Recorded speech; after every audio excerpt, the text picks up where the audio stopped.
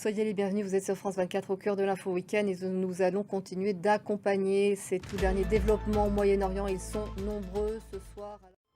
L'aviation israélienne continue de bombarder des dizaines de cibles sur le sol iranien, y compris à Téhéran. Le bilan humain ne cesse de s'alourdir de part et d'autre. Au moins 133 personnes, dont des femmes et des enfants, ont été tuées en Iran depuis vendredi. Il y aurait environ 900 blessés selon le ministère de la Santé.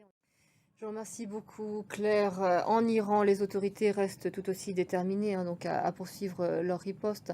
Elles ont annoncé que les mosquées, les stations de métro et les écoles allaient servir dès ce soir d'abri à la population, puisque les répliques israéliennes continuent d'être intenses. On poursuit notre réflexion avec Bruno Darou, qui est avec nous sur ce plateau. Bonsoir, Bruno. Bonsoir Aude.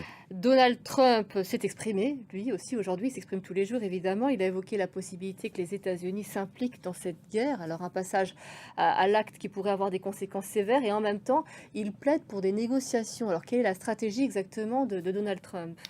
Bah, écoutez, comme toujours, c'est un peu la carotte et le bâton. Je vous remercie, Bruno. Le régime iranien a menacé aussi de frapper tous les pays qui aideraient en somme Israël à défendre, tous les pays qui aideraient à défendre Israël. Il s'agit donc des États-Unis, on l'a compris, de la France aussi, et du Royaume-Uni qui ont des bases dans la région. Le ministre français des Affaires étrangères a rappelé qu'à ce stade, la France n'avait pas mobilisé ses moyens militaires pour aider Israël à se défendre. Antoine Fenot avec Nick Rossos.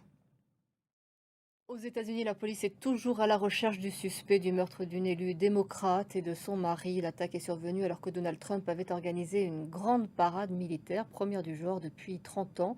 Ses opposants sont eux mobilisés à travers le pays. C'était l'essentiel de l'actualité. Vous êtes au cœur de l'info week-end. Je vous retrouve dans un instant.